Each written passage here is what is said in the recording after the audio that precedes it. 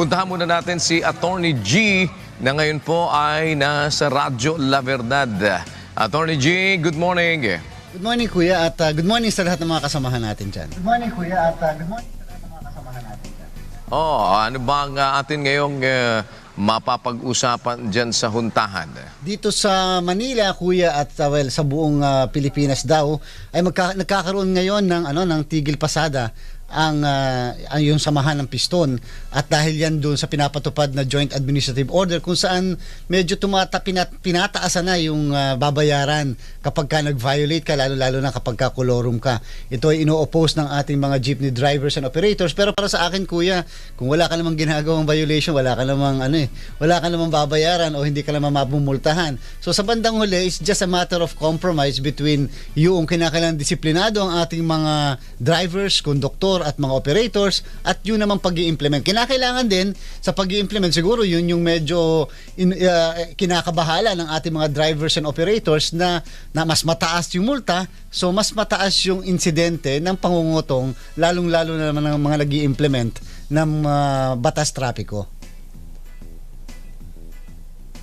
Dahil yun naman ang isa sa mga worry nila dyan, yun ang nagiging bargaining chip naman ng mga nangungutong. Pero kung halimbawa naman as efficient at saka talagang as honest as yung talagang pagpapatupad ng tama, I think walang magiging problema yung kung mataas ang multa o hindi. Dapat nga kung wala ka naman kasing intensyon na lumabag sa batas, ano ngayon kung mataas ang multa, hindi naman ako mamumultahan. At the same time, ayun ding argument na yun na Attorney G, na magiging bargaining chip yan ng mga mangungutong. Mangyayari lang yun kung may butas sila sa inyo. Tama diba? yun, Kung halimbawa, talagang ikaw kolorum ka, o edi ang mangyayari nga sa'yo, tiis ka kung makutungan ka kasi hindi ayaw ka sumunod sa batas Kung halimbawa, mas maging mataas yung kukutong sa'yo, kasi kung wala namang violation sa'yo, hindi ka huhulihin. paano ka ngayong masasabi mo na kikikilang ka at kukutungan ka? Sa akin, wala akong violation, didalin mo kahit saan tayo makarating dahil hindi naman ako kolorum. Parang sinasabi mo naman ngayon dyan na gusto mo talagang lumabag sa batas. Ayaw mo talagang ilagay sa ayos yung linya mo. Dahil kung nasa linya ka, anong ibubutas sa'yo ng kahit na sino na para kahulihin? I don't know, Attorney George, kung paano yon. Tama ka, Kuya. Hindi naman talaga effective din na porque tinaasan mo ang penalty ay mawawala na yung krimen. Hindi naman ganon. Pero ang sinasabi natin, mas maganda ng may ganyan, mas maganda ng mas mataas ang mga penalties para sa mga violations, lalo pa nga lalo lumalala yung ating problema sa transport sector natin. Pero syempre, Kuya, kinakailangan din na magkaroon tayo ng disiplina sa ating transport sector. Kaya naman, itong pagpapataas ng mga penalty sa mga violations, nararapat lang yan at napapanahon. Dahil sabi mo nga, kung wala kang ginagawang masama, walang dapat ikatakot. Yung mga natatakot lamang, yung mga masasama ang nasa isip, at saka yung mga nagva-violate ng traffic rules and regulations natin. Kuya, gusto ko rin nga palang tatalakayin din namin dito sa ating huntahan itong lalabas lamang na survey ng SWS, September survey ito, na nalaman ng SWS ngayon na tumaas pala ang bilang ng mga Pilipinong naghihirap dito sa ating bansa. Alam na naman natin yon, pero dati kasi nasa 42% lamang, ngayon nasa 50-57% ang pinaka-recent survey ng ating SWS. Kaya at ang pinaka-concentration ng mataas na naghihirap ay dito sa Luzon. Ito ay nakababahala dahil lumalabas lang, Kuya, yung improvement, sabi nila, sa economy, wala naman palang inclusiveness.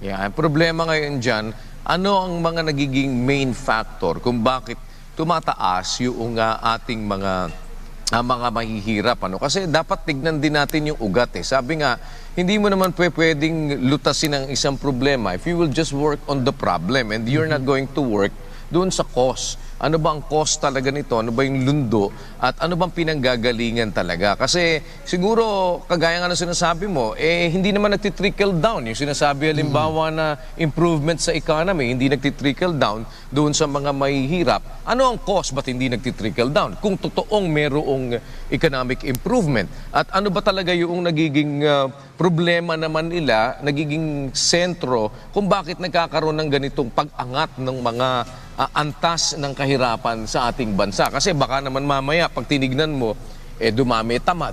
Dumami yung mismatch sa trabaho. Kaya umaalis sila. Iba-iba kasing aspect. Bakit nagkakaroon ng kahirapan? Kasi parang yung last time na sinasabi nila tungkol sa unemployment. Di ba tinatanong ko nga ano ba ang barometer natin?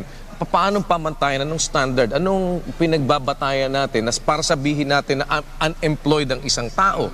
Diba? Iba pala yung pamantayan nung nagsasurvey ng gobyerno. Iba naman yung pamantayan dun sa kabila. So, magkaiba sila. Dito kuya, no, tsaka Attorney George, ito yatang SWS survey na to, this is a perception of poverty. So ito yung mga tanong na, do you consider yourself as poor? Tama Ang yun. sasagutin nila. So iba yung ginagamit ng National Poverty Commission at saka ng gobyerno, DSWD, Yes. dun sa pagkuha nung poor statistics. Kasi sila, meron silang yung salary, tapos yung pamilya, so plus yung mga gastos sa bilihin, yun yung parang ano nila, no, meron silang basehan. Pero dito yata sa mga survey na ganito, sa PULSE saka sa SWS, it's a perception survey. If you think yourself as a poor, kahit na ikaw doon sa barometer ng gobyerno, mas mataas ka doon sa poverty line.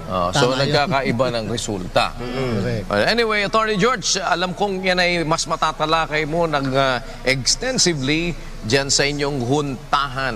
Kaya, take it away, Attorney. Maraming salamat kuya at maraming salamat sa inyong lahat.